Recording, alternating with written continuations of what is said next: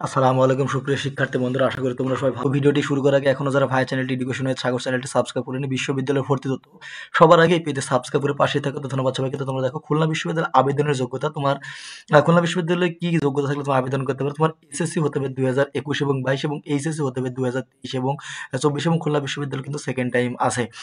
তো এখানে একটা খুশি সংবাদ হচ্ছে, খুলনা বিশ্ববিদ্যালয়ে সেকেন্ড টাইম আছে এবং এখানে তোমরা যারা সেকেন্ড টাইম দেবো তাদের কিন্তু কোনো মার্ক কাটা যাবে না।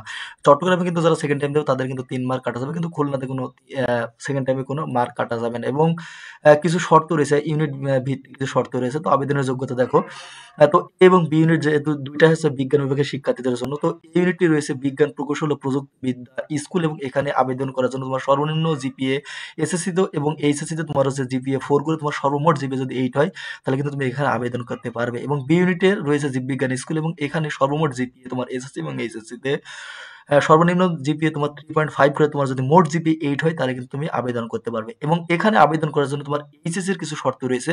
তো এইচএসসি শর্তগুলো দেখো, জীববিজ্ঞান, রসায়ন, গণিত এবং পদার্থ বিজ্ঞানে কিন্তু তোমাকে আলাদাভাবে এইচএসসি পরীক্ষাতে কিন্তু 3.5 থাকতে হবে। এবং ইংরেজিতে কিন্তু তোমার ন্যূনতম জিপিএ তোমার হচ্ছে এইচএসসি তোমার হচ্ছে 3 থাকতে হবে, তাহলে কিন্তু তুমি এ এবং বি ইউনিটে আবেদন। তো এরপর যে ইউনিটগুলো রয়েছে, সি ইউনিটে প্রত্যেক বিভাগের শিক্ষার্থীরা পরীক্ষা দিতে পারবে। এবং সি ইউনিটে রয়েছে কলা, মানবিক, সামাজিক বিজ্ঞান, আইন এবং চারুকলা অনুষদ সবগুলো একসাথে রয়েছে এখানে। এবং এখানে তোমার এসএসসি এবং এইচএসসি তোমার সর্বমোট জিপিএ যদি তোমার 7.5 থাকে এবং চারুকলা যারা এখানে পরীক্ষা দিবে তাদের যদি 7 থাকে তাহলে কিন্তু তুমি সি ইউনিটে পরীক্ষা দিতে পারবে। এবং ডি ইউনিটের যেই রিকোয়ারমেন্ট রয়েছে এখানে, এটা মূলত ব্যবস্থাপনা এবং ব্যবসায়ী প্রশাসন স্কুল এবং এখানে কমার্সের শিক্ষার্থীদের অনুষদ রয়েছে। এবং এসএসসি এবং এইচএসসি তে তোমার সর্বমোট জিপিএ তোমার জিপিএ 4 করে থাকে তাহলে কিন্তু তুমি এখানে পরীক্ষা দিতে পারবে। এবং এইচএসসি যে শর্ত রয়েছে, কিন্তু তোমার কাছে ন্যূনতম জিপিএ এইচএসসি পরীক্ষাতে তোমার ন্যূনতম জিপিএ কিন্তু 3.5 থাকতে হবে ইংরেজিতে 3.5 না থাকলে কিন্তু তুমি হচ্ছে ডি ইউনিটে পরীক্ষা দিতে পারবে না।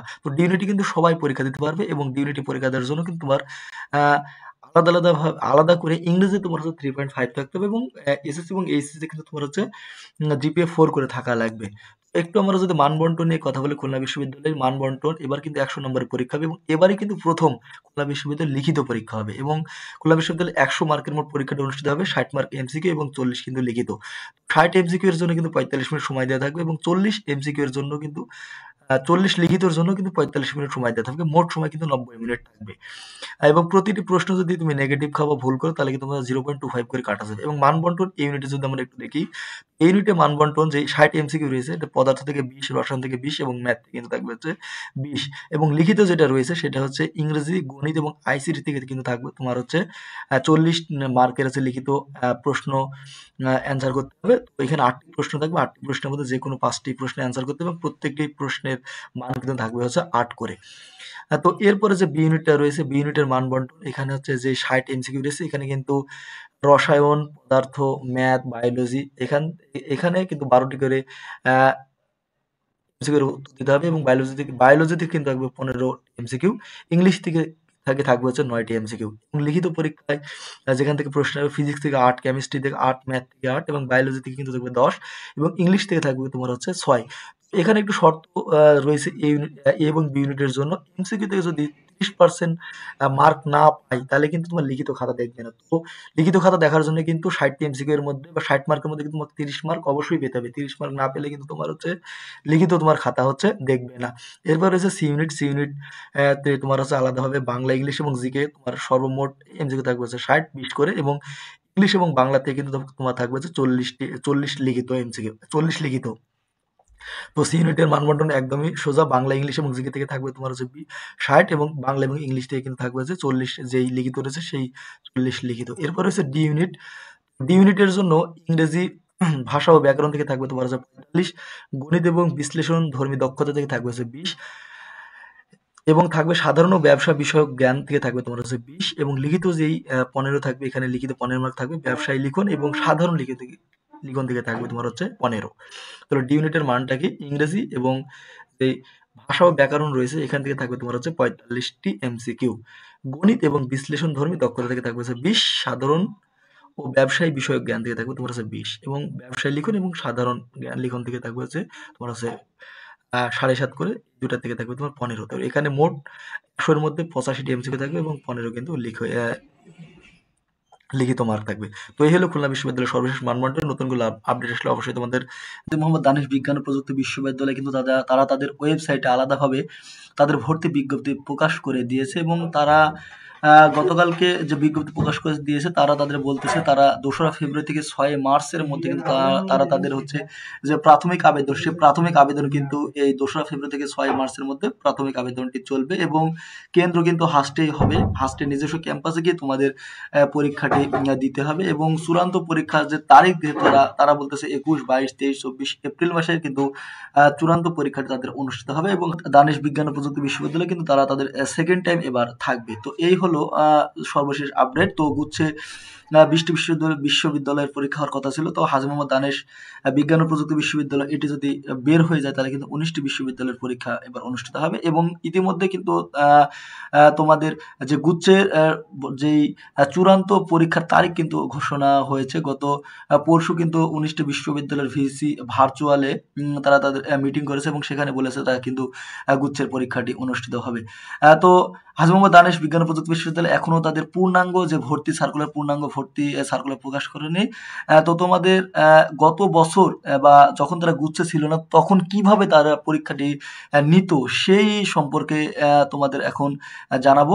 কথা বলবো হাজী দানেশ বিজ্ঞান ও প্রযুক্তি বিশ্ববিদ্যালয়ের কতটি সিট রয়েছে এবং মানবিকের জন্য কতটি, সায়েন্সের জন্য কতটি এবং কমার্সের জন্য কতটি এবং বিজ্ঞান বিভাগের যারা শিক্ষার্থী আছে তাদের জন্য যে জিএসটির অন্য কোনো বিশ্ববিদ্যালয়ে কিন্তু কোনো শর্ত থাকে না, কিন্তু কিছু কিছু বিশ্ববিদ্যালয় রয়েছে যে বিশ্ববিদ্যালয়গুলোতে কিন্তু শর্ত থাকে। তো দেখি আমরা হাজী দানেশ বিজ্ঞান ও প্রযুক্তি বিশ্ববিদ্যালয়ের তোমার মোট আসন কিন্তু রয়েছে 1500 তোমার হচ্ছে 25টি, ঠিক আছে। এবং আবেদনের যোগ্যতা তোমাদের এর আগের ভিডিওতে বলেছিলাম যে আবেদনের যোগ্যতা তোমার হচ্ছে এসএসসি এবং এইচএসসি এবং এখানে সেকেন্ড টাইম থাকবে এবং যারা এসএসসি আছো 2020, 21 এবং 22 এরা এবং এইচএসসি যাদের মুসলিম 2023 এবং 24 তারা কিন্তু হাজী দানেশে পরীক্ষা দিতে পারবে। অথবা আমরা বলতে পারি এখানে কিন্তু সেকেন্ড টাইম থাকবে।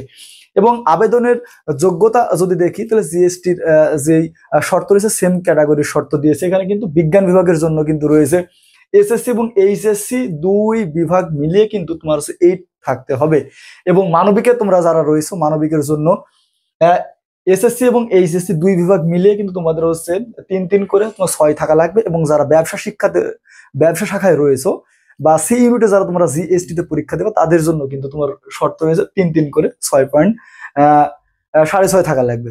তো এটা গেল এবং আবেদনের যোগ্যতা তো গেল এবং হাজী দানেশ বিজ্ঞান ও প্রযুক্তি বিশ্ববিদ্যালয়ে কিন্তু মোট 8টি ইউনিট রয়েছে এবং 8টি ইউনিটের মধ্যে তোমার এ ইউনিট যেটা রয়েছে সেটা হচ্ছে বিজ্ঞান বিভাগ। এই বিজ্ঞান বিভাগের জন্য কিন্তু 6টি অনুষদ রয়েছে।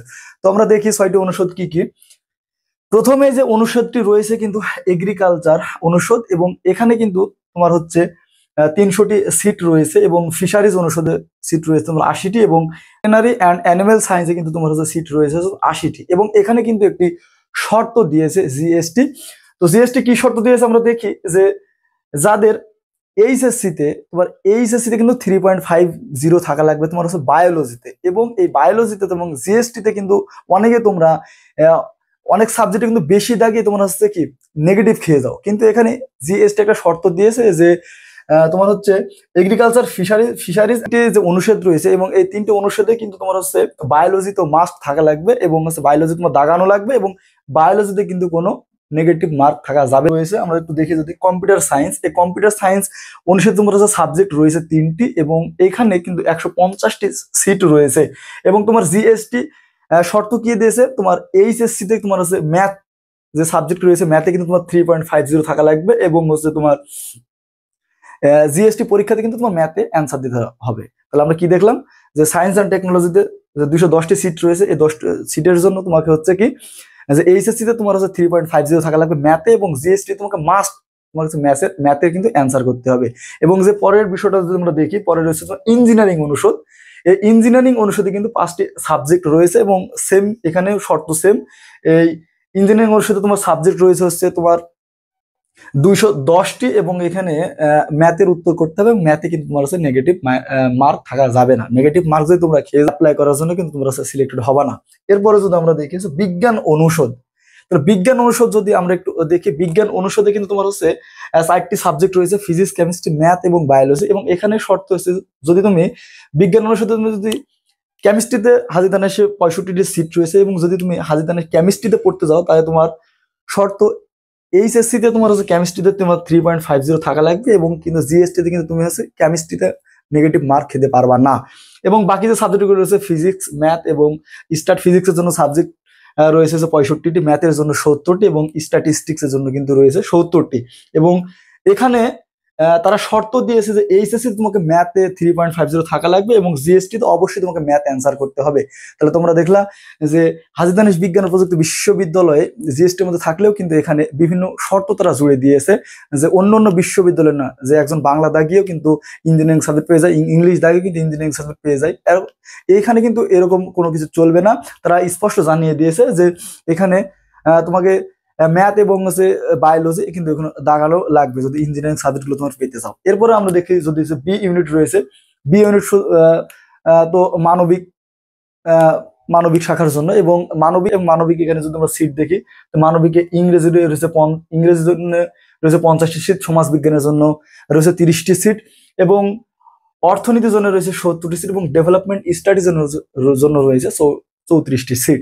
এবং তোমরা বি ইউনিটের জন্য একটা শর্ত রয়েছে যে এইচএসসি তে কিন্তু তোমার ইংরেজিতে 3 থাকা লাগবে। এইচএসসি তে যদি তোমার ইংরেজিতে 3 পয়েন্ট না থাকে বা 2.50 বা 2.75 থাকে, তাহলে তুমি কিন্তু হাজী দানেশে বি ইউনিট থেকে হলেও তুমি কিন্তু হাজী দানেশে পরীক্ষা দিতে পারবে না। এবং সি ইউনিট যা রয়েছে ব্যবসা শিক্ষা শাখা, সি ইউনিটে তোমার হচ্ছে এখানে কোনো শর্ত নেই। এখানে সিট সংখ্যা রয়েছে অ্যাকাউন্টিং এর জন্য রয়েছে 50টি, এবং মার্কেটিং এর জন্য রয়েছে 50টি, এবং ম্যানেজমেন্টের রয়েছে জন্য 50টি, এবং হচ্ছে ফিনান্সের জন্য রয়েছে কিন্তু 50টি। তো এই ছিল তোমার সর্বশেষ আপডেট হাজী দানেশ বিজ্ঞান ও প্রযুক্তি বিশ্ববিদ্যালয়ের। তো এরপরে যখন তারা নতুন সার্কুলার বা নতুন কোনো আপডেট দেবে আমরা অবশ্যই তোমাদের জানিয়ে দেবো। এবং হ্যাঁ, তোমাদের বলে রাখি, এখনো যারা ভাইয়া চ্যানেলটিকে সাবস্ক্রাইব করোনি, সাবস্ক্রাইব করে পাশে থাকো। ধন্যবাদ। আসসালামু আলাইকুম।